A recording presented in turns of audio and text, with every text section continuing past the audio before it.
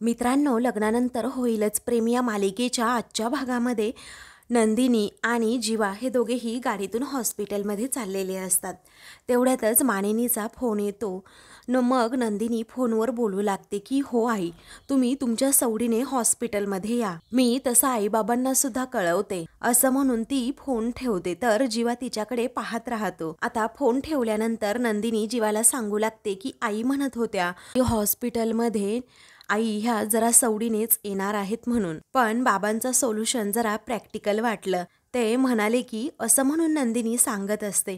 तर जीवाचा आता पुढचं सगळं बोलून टाकतो की त्यांना डिस्चार्ज मिळू दे, मग शारदाताईंना बघायला आपण घरीच जाऊ. तेव्हा नंदिनी म्हणते हो करेक्ट, बाबा ना असंच म्हणाले. आणि त्या पुढे म्हणत होत्या की पार्थना ऑफिसमध्ये मीटिंग आहे सो ते येणार नाहीत, परंतु काव्या, पण मला एक कळत नाही काव्या का नसेल आली. मग त्यावेळी जीवाला जरा धक्काच बसतो. तेव्हा जीवा आता लगेच बोलून टाकतो, आपण सर्वजण हॉस्पिटलमध्ये गेलो, तेथे उगीच गर्दी व्हायला नको म्हणून आली नसेल. त्यावेळी नंदिनी म्हणते पण आपल्या माणसांची अजिबातच गर्दी नाही होत. पण काव्याच्या मनामध्ये नक्की काय चाललंय ना हेच मला कळत नाही. यापूर्वी असं कधीच झालं नाही. या अगोदर काव्याच्या बाबतीतली प्रत्येक गोष्ट मला माहीत असायची. तिला कुठे खुपतंय कुठे दुखतंय हे तिने सांगण्या अगोदर मला माहीत असायचं. पण आता ती बिचारी एवढं बोलून दाखवतीये, परंतु माझ्यापर्यंत का पोहोचत नाही किंवा मला काही कळतच नाहीये. मी नक्की काय करू? खरं तर यामध्ये काव्याची खरंच बिचारीची काही चूक नाहीये. अचानक तिचं आणि पार्थचं लग्न झालं. आता तिची इच्छा नसताना सुद्धा तिला हे नातं निभवावं लागणार आणि या सगळ्यामध्ये मी मात्र काहीच करू शकत नाही. तर दुसरीकडे शारदाला जरा बरं वाटत असतं. धनंजय आता तिच्याजवळ बसलेला असतो. तेवढ्यातच तेथे नर्स येते आणि यातली एक गोळी यांना आत्ता द्या आणि नाश्ता करायला सांगा. नाश्ता झाल्यानंतर मी बीपी चेक करायला येतेच, असं नर्स म्हणते. तेव्हा ठीक आहे थँक्यू असं म्हणून धनंजय तिला जायला सांगतो आणि त्यानंतर लगेचच शारदाला म्हणतो की आ करा बरं, असं म्हणून तो तिला सफरचंद खायला सांगतो. तेव्हा ती आता विचारते हो काय चाललंय तुमचं, पण आता मी काय लहान मुलं आहे का? मग आता लगेचच धनंजय म्हणतो शारदा, माणूस आजारी असताना लहान मुलासारखाच असतो, त्याला काहीही खायला दिलं ना त्याला नकोच असतं. आता सकाळी मी तुझ्यासाठी नारळ पाणी घेऊन आलो आणि हट्ट केला तरीही तू अजिबात प्यायली नाहीस. अगं हे सफरचंद मी स्वतः कापलंय, हे तरी खा. तेव्हा आता नाही हो खरंच नको आहे, असं शारदा म्हणते. आणि किती वाजलेत तसं धनंजयला विचारते. मग आता धनंजय विचारतो का बरं, म्हणजे तू नंदिनी आणि काव्याची वाट पाहतीये बरोबर ना? नंदिनी येते म्हणाली. तेव्हा आता शारदाला जरा धक्काच बसतो. तेव्हा नंदिनीशी बोलणं झालं का तुमचं, असं शारदा विचारते. तेव्हा हो असं धनंजय म्हणतो. तेव्हा आता लगेचच काळजीने शारदा विचारत असते, म्हणजे कशी बोलली होती फोनवर? म्हणजे नेहमी बोलते तशीच बोलली ना? काही टेन्शन किंवा ताण नव्हता ना तिच्या बोलण्यामध्ये? तेव्हा धनंजय म्हणतो शारदा अगं शांत हो ना, आपली नंदिनी एकदम म्हणजे एकदम नॉर्मल होती. तिने तुझ्या तब्येतीची विचारपूस केली आणि जीवासोबत येते असं म्हणाली. तेव्हा शारदाच्या जरा जीवात जीव येतो की अजूनही काव्याने बरं झालं काही नंदिनीला सांगितलं नाही, नाहीतर बिचारीचं मन दुखेल आणि तिचं लग्नसुद्धा तुटेल. या भीतीने शारदाला अजूनही खूपच काळजी वाटत असते, कारण काव्या कधी काय बोलेल कधी काय सांगेल याचा नेमच नसतो. तेव्हा आता शारदाचं हे बोलणं ऐकून धनंजय जरा घाबरतोच आणि लगेच तिला विचारतो शारदा अगं तू तर काही लपवत नाही आहेस ना माझ्यापासून? तेव्हा शारदा आता आपले अश्रू पुसत म्हणते नाही, काही नाही लपवत मी. मग त्यावरती धनंजय विचारतो तुझ्या डोळ्यात अश्रू का आहेत मग? आता हे बघ शारदा, जर तुला कोणती गोष्ट त्रास देत असेल ना तर मला तसं निसंकोचपणे तू सांग आणि जरा बोलून मोकळी सुद्धा हो. आता तुला काव्याबद्दल काही सांगायचंय का? तेव्हा आता लगेचच तिला आठवतं की कशाप्रकारे जीवा आणि तिचं प्रेम प्रकरण माझ्यासमोर आलं. जीवाचं आणि काव्याचं एकमेकांवर खूप प्रेम असूनही त्या दोघांना फक्त आणि फक्त नंदिनीसाठी एवढा मोठा त्याग करावा लागलाय. तेव्हा धनंजय आता म्हणत असतो की सांग अगं शारदा सांग, आपला एवढ्या वर्षांचा संसार तुझ्या काही मनात असेल ना तर पटकन सांगून टाका गं तसं. तेव्हा शारदा म्हणते अहो, असं म्हणून ती सांगणारच असते.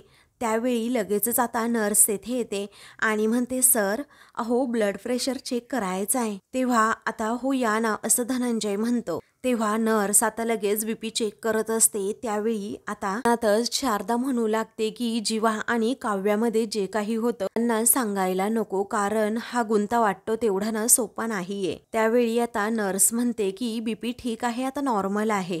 मग धनंजयला जरा बरं वाटतं. तर आता इकडे जीवा आणि नंदिनी हॉस्पिटलमध्ये चाललेले असतात.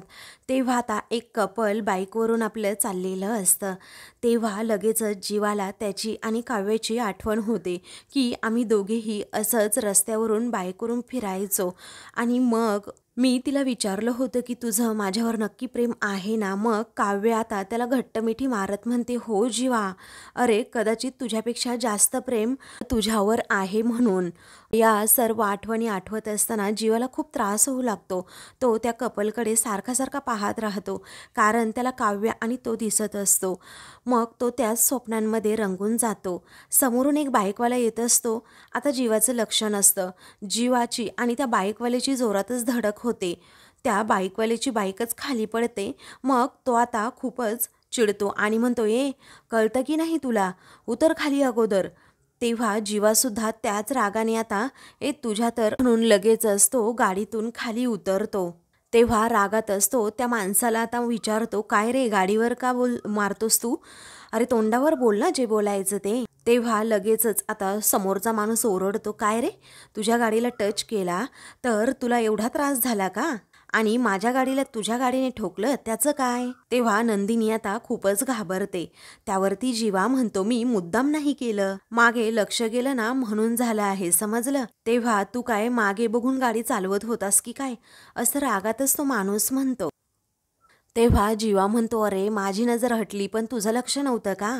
तेव्हा तो माणूस ओरडतो, तुझी नजर हटली ना, आता बघच मी काय करतो ते. तेव्हा जीवा रागातच म्हणतोय, नीट बोल हा, आवाज जरा कमी करायचा, समजलं? हे बघ मी हॉस्पिटलला चाललोय, तुझं जे काही नुकसान झालं असेल ना ते जरा मला सांग, मी भरून देतो, समजलं? तेव्हा आता लगेचच तो माणूस म्हणतो, तू काय भरून देणार रे, मला भिकारी समजतोस की काय? तू काय मोठ्या बापाची औलाद आहे का?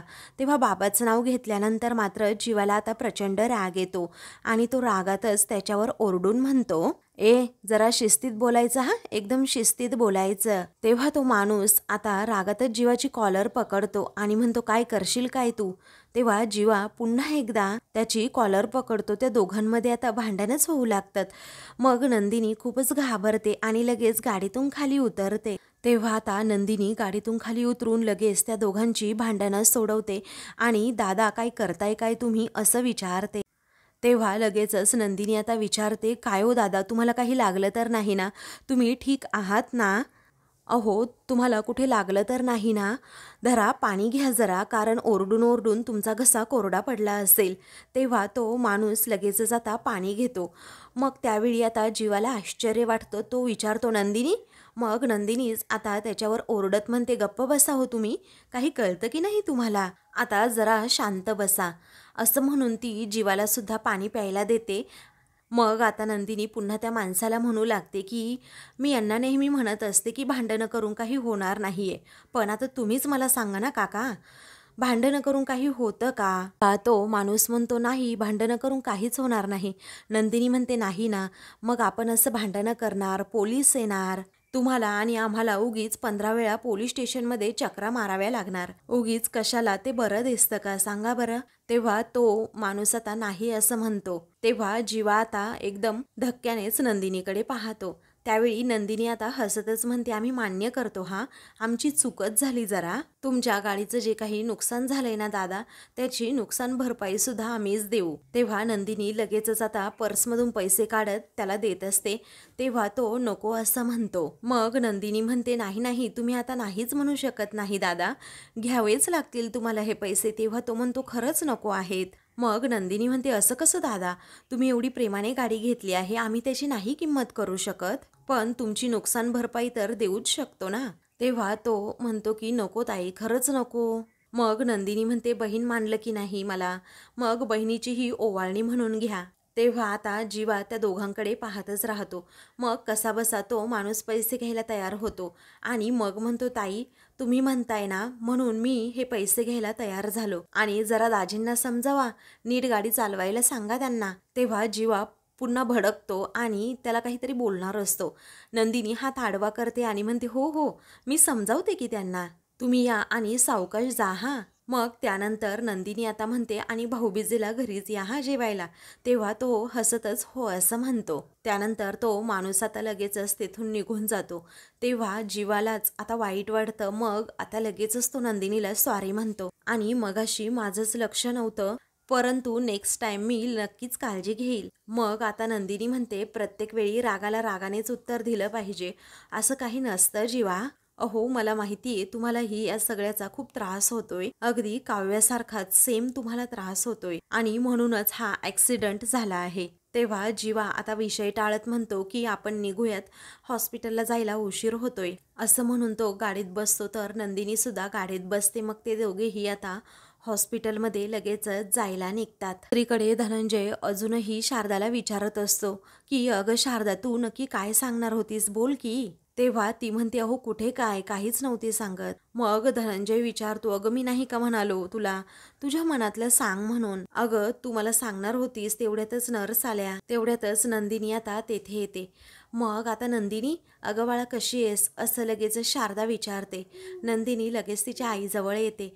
जीवा देखील सोबत असतो. तेव्हा आता नंदिनी विचारते, तुला बरं वाटतंय ना आई आता. तेव्हा शारदा म्हणते, हो बरं वाटतंय. मग त्याच वेळी आता धनंजय म्हणतो, हळूहळू रिकवर होती ती आणि तिने थोडं सफरचंद सुद्धा खाल्लंय. त्यानंतर फक्त थोडंसं सफरचंद खाल्लं का असं म्हणून लगेचच नंदिनी म्हणते, आई अगं काहीतरी खात जा गं. लहानपणी तू आम्हाला कसं सांगायचीस की खात जा गं काहीतरी, नाहीतर तब्येत कशी सुधारणार, आणि काही खाल्लंच नाही तर ताकद तरी कशी येणार. लवकर बरं व्हायचंय की नाही तुम्हाला. तेव्हा जीवा सुद्धा म्हणतो, तुम्हाला लवकरच बरं वाटेल. त्यावेळी आता शारदा म्हणते, तुम्ही म्हणालात ना मग वाटेल मला लवकरात लवकर बरं. पुढे आता शारदा विचारते, नंदिनी काव्य नाही आली का. मग आता नंदिनी म्हणते की तिची तब्येत जरा बरी नाही आहे. तेव्हा काय झालं तिला असं लगेच शारदा विचारते. तेव्हा जीवा म्हणतो, तुम्ही उगीच सगळ्यांची काळजी घेऊ नका, तुम्ही स्वतःची काळजी करा. आणि डॉक्टर म्हणालेत की तुम्हाला 2 दिवसामध्ये डिस्चार्जसुद्धा मिळेल. मग आता नंदिनी म्हणते, हो आई बरोबर आहे त्यांचं. डॉक्टर म्हणाले की अजिबात काळजी करायची नाही कसली, आणि तू फक्त आता तुझ्या तब्येतीची काळजी घ्यायची आणि कसलाही स्ट्रेस घेऊ नको, समजलं. तेव्हा धनंजय म्हणतो, कसलाही आणि कुणाचाही नाही. मग आता तो म्हणतो, सकाळपासून मी तिला हेच सांगतोय, पण शारदा आहे ना ती तुझी आणि काव्याची काळजी करत बसते उगीच. मग नंदिनी सुद्धा तिच्या आईला समजावते. तेव्हा आता लगेचच शारदा म्हणते की तू शहाणी आहे बाळा, मला तुझी नाही तर काव्याची खूप काळजी वाटते. त्याचवेळी नर्स तेथे येत म्हणते की काही औषधं घेऊन येत आहे का. मग आता जीवा म्हणतो, द्या मी घेऊन येतो. तेव्हा लगेचच आता धनंजय म्हणतो, नको तुम्ही दोघे इथे थांबा, मी घेऊन येतो म्हणून. त्यानंतर आता लगेचच नंदिनी ही शारदाला ज्यूस पाजते. तेव्हा आता शारदाला जरा बरं वाटतं. नंदिनी आता आईची कशाप्रकारे काळजी घेते हे पाहून जीवा जरा खुश होतो आणि त्या दोघींकडे पाहतच राहतो. तेवढ्यातच धनंजय आता तेथे औषधं घेऊन येतो. मग आता लगेचच नर्स तेथे येत विचारते, आणली का औषधं. तेव्हा तो म्हणतो, हो घेऊन आलोय. मग त्यावेळी नर्स सांगते की सॉरी हा व्हिजिटिंग हवर्स संपले आहेत. मग आता धनंजय म्हणतो की बरं झालं तुम्ही दोघे आलात, शारदाला तेवढंच बरं वाटलं. मग त्यानंतर आता नंदिनी सुद्धा आता शारदाला म्हणते, आई सॉरी हा आता मला निघावं लागेल कारण वेळ संपली आहे, उद्या मी परत येते. तर आता दुसरीकडे पार्थ त्याच्या ऑफिसमध्ये बसले. आता कशातच मन सुद्धा लागत नसतं. त्यावेळी आता तेथे आता काव्याचं बोलणं आठवत असतं की तुम्ही माझी काळजी कोणत्या हक्काने करताय, मी कोण लागते तुमची. त्याचबरोबर नंदिनीचं बोलणं सुद्धा त्याला आठवतं की ज्या नात्याची सुरेख वेणी झाली असती, वेणीचा आता गुंता होऊन बसला आहे, सोडवायचा कसा ना कळत नाही. मग तेवढ्यातच तेथे एक कर्मचारी येतो आणि सर आत येऊ का असं विचारतो. तेव्हा लगेचच पार्थ हो असं म्हणतो, पण त्याचं आता कामात लक्षच नसतं. तेव्हा तो म्हणतो की सर हे पहा काही डिझाईन्स आहेत. तेव्हा पार्थ म्हणतो, ठेवा इथे मी बघतो नंतर. मग आता तो मुलगा म्हणतो, गेले 3 दिवस झाले आहेत सर आपण पुढे ढकलतोय आणि आज डेडलाईन आहे. तेव्हा नाईलाजाने पार्थला आता ते डिझाईन पाहावं लागतं. तो ते डिझाईन आता पाहतो आणि लगेचच त्या मुलाकडे खूप रागात पाहतो. पार्थ आता रागातच विचारतो, काय याला डिझाईन म्हणतात का? हे असलं घाणेरडं डिझाईन मी डेडलाईनला दाखवू का? असं रागातच पार्थ विचारतो. मग आता लगेचच तो मुलगा म्हणतो, सर सॉरी हा, पण तुम्ही असंच डिझाईन बनवायला सांगितलं होतं. तेव्हा पार्थ आता उठूनच उभा राहतो आणि त्याच्यावर चिडत म्हणतो, मी काय सांगितलं होतं ना हे माझ्या चांगलंच लक्षात आहे. मी तुम्हाला सांगितलं काय आणि तुम्ही हे काय आणून दिलंय? रागातच तो आता म्हणतो की तुम्हाला जर असलं घाणेरडं डिझाईन घेऊन यायचं असेल ना, दुसरीकडे जा आणि काम करा.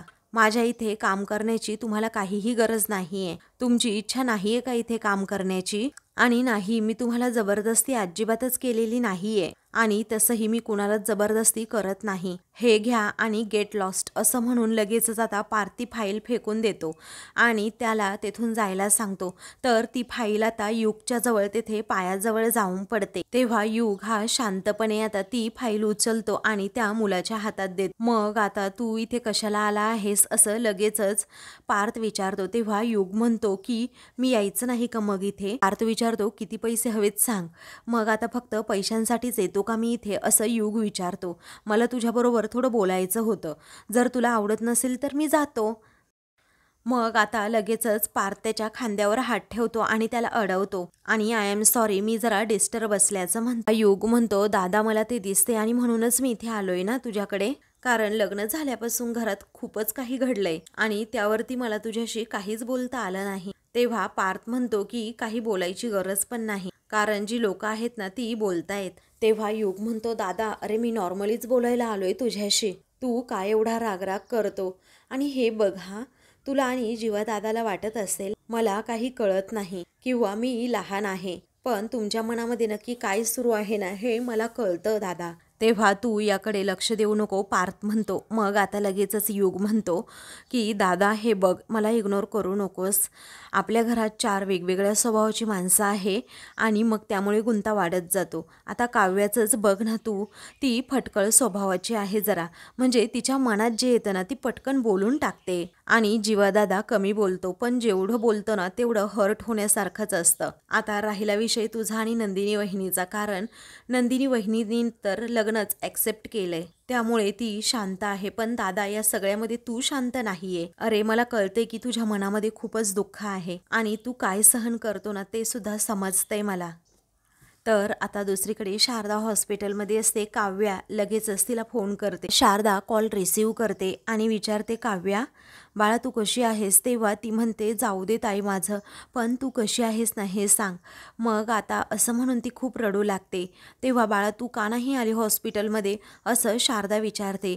तेव्हा आता काव्या रडतच म्हणत असते, आई काल जे काही झालं ही सगळी अवस्था माझ्यामुळे तुझी झाली आहे. तुला हॉस्पिटलमध्ये ॲडमिट व्हावं लागलं माझ्यामुळेच, आणि मी कोणत्या तोंडाने तुला फेस करणार होते तूच सांग ना आई मला. असं म्हणून लगेचच आता काव्या खूप गिल्टी फील करत असते. काव्या आता अजूनच रडत विचारते, आई मला एक सांग ना, तुम्ही आया आमच्या मुलांच्या आयुष्यात जर काही प्रॉब्लेम झाला तर एवढा स्वतःला त्रास कसा करून घेता ग? मग आता शारदा त्यावरती काहीही बोलत नाही. तेव्हा ती विचारते, बाळा काल काय झालं, त्यावरून काही घरी तुझं बोलणं झालं का? काव्य विचारते, आई तुला नक्की काय विचारायचंय आणि मी तरी कुणाशी बोलणार? नंदिनी ताईशी असं विचारायचंय का तुला? मग आता शारदा हो असं म्हणते. तेव्हा मी काहीही कुणाला बोलले नाहीये असं काव्या रडतच म्हणते. पण आई तू या सगळ्याचा विचार करू नकोस, तू फक्त तुझी काळजी घे, तुला अजून यापुढे काहीही त्रास होणार नाहीये या काव्याकडनं असं प्रॉमिस देखील ती शारदाला करते. मग आता शारदालाच खूप वाईट वाटतं. तेव्हा आता लगेचच काव्य पुन्हा म्हणते की तुला त्रास होईल ना, असं मी काहीही म्हणजे काहीही करणार नाही आई. तू आता लवकरात लवकर बरी हो, बाकी कुठलाही विचार अजिबात करू नकोस, तू फक्त आणि फक्त तुझी काळजी घे. मग आता शारदा म्हणते, हो बाळा पण तू सुद्धा स्वतःची काळजी घे आता, कारण माझं बाळ खूप शहाणं आहे. तेव्हा काव्या म्हणते, येईलच मी लवकर तुला भेटायला, आता ठेवू का असं म्हणून ती शारदाला विचारते. तेव्हा शारदा म्हणते, हो बाळा ठेव फोन. तेव्हा आता शारदा फोन ठेवते, पण तिला खूपच काव्याबद्दल वाईट वाटलेलं असतं. तेव्हा आता काव्या इकडे म्हणते, आई मी तुला सांगितले तर आहे, परंतु अशा कोंड वाऱ्यामध्ये मी जगणार तरी कशी आहे, असं म्हणून ती तिच्या नात्याचा आता खूप विचार करत असते. तर आता मित्रांनो, पुढील भागामध्ये मानिनी पार्थला समजावते, काव्यानं खरंच खूप वेगळी आहे पार्थ. अरे जोपर्यंत ती तुला नवरा मानत राहील ना, तोपर्यंत ती तुझ्यापासनं अशी दूरच पळत राहणार आहे. तू तिचा मित्र हो पार्थ, कारण तुमच्यामध्ये मैत्री व्हायला हवी. तिला एका मित्राची खरंच खूप गरज आहे. तर आता दुसरीकडे नंदिनी ही कपाट उघडून पाहते, तर आता त्यामध्ये जीवा आणि काव्याच्या हाताचा मोल्ड असतो. त्यावेळी आता ती त्याच्याकडे पाहतच राहते आणि विचार करते, हा तर एका मुलामुलीने धरलेल्या हाताचा मोल्ड आहे. त्यावर आता जे आणि के असं नाव सुद्धा असतं. तेव्हा नंदिनीला अजूनच मोठा धक्का बसतो. अशाच मालिकेंचे पुढील भाग पाहण्यासाठी चॅनलला सबस्क्राईब करा.